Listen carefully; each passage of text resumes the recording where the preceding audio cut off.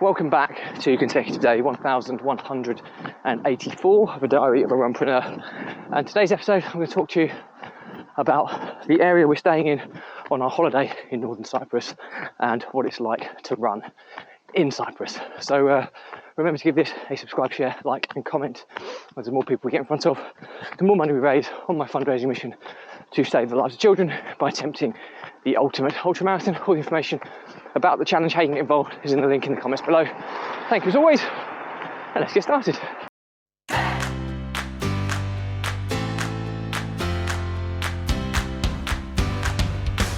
So, consecutive day 1184 of a diary of a runpreneur.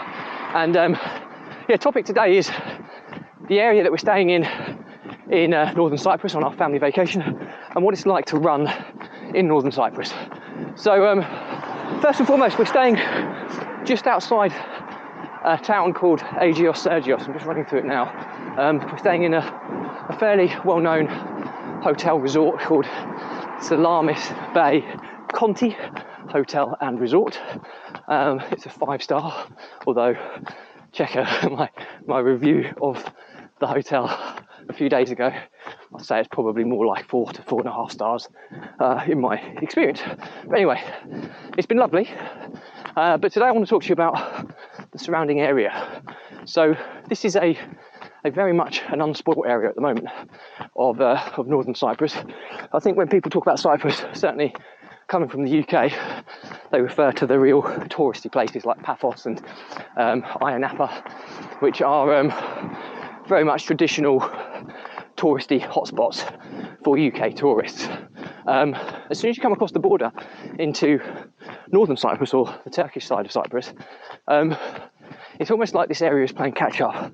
There's a lot of development kind of underway, kind of paused, but there's a lot of development going on, especially down the kind of northeastern coastline of Cyprus. And the hotel that we're staying in has been here a few years already, but there's already lots of development looking right down the coast because the coastline itself is beautiful. The sea is crystal clear, it's full of marine life, great for snorkeling, great for water sports.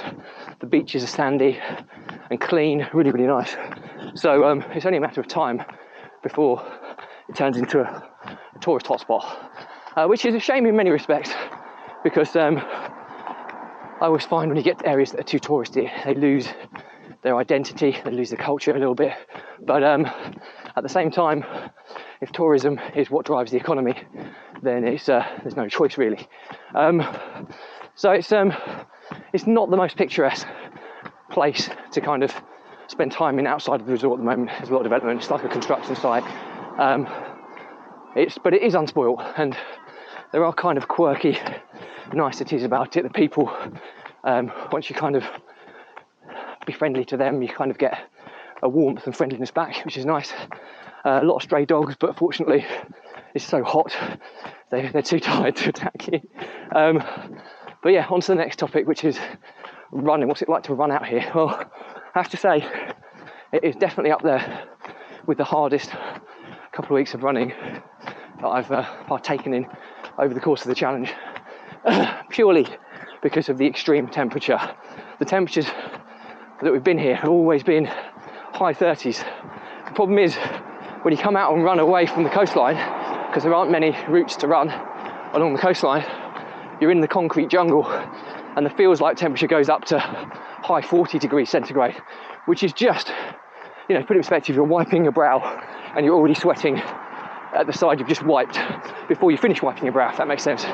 So it's been incredibly challenging to run in these temperatures. I've never run in such high temperatures before in my life, and it's really, really tough. It makes the runs, I think I did an episode on grade adjusted pace for extreme temperature. Well, to put it in perspective, anything above 15 degrees centigrade in 3 degrees increments higher than 15 degrees centigrade, you should allow 10 to 20 seconds per kilometre pace onto your grade adjusted pace to look at how much effort is going into running in extreme temperatures.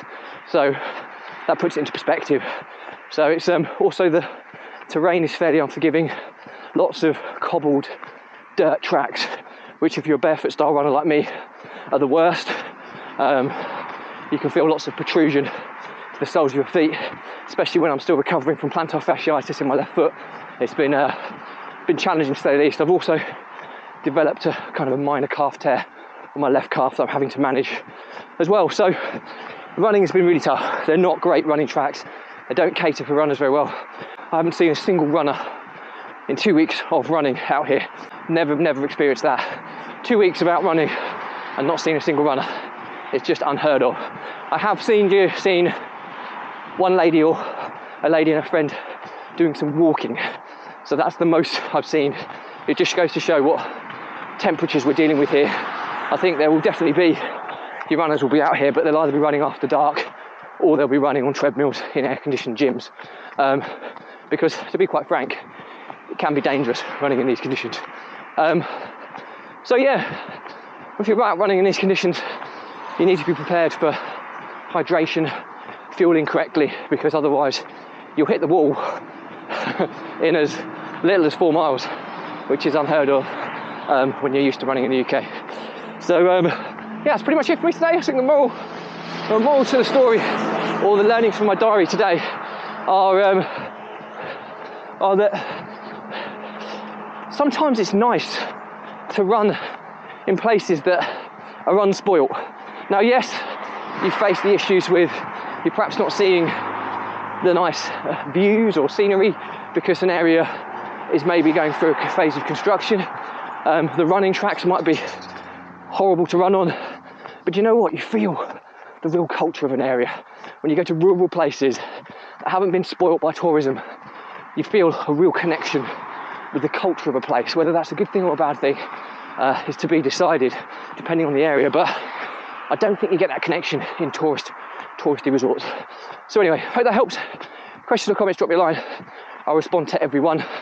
Remember to give this a subscribe, share, like and comment, as the more people we get in front of, the more money we raise on my fundraising mission to save the lives of children by attempting the ultimate ultramarathon. All information about the challenge, how you can get involved, is in the link in the comments below. Thank you as always. Stay positive, stay happy, and I'll see you again tomorrow.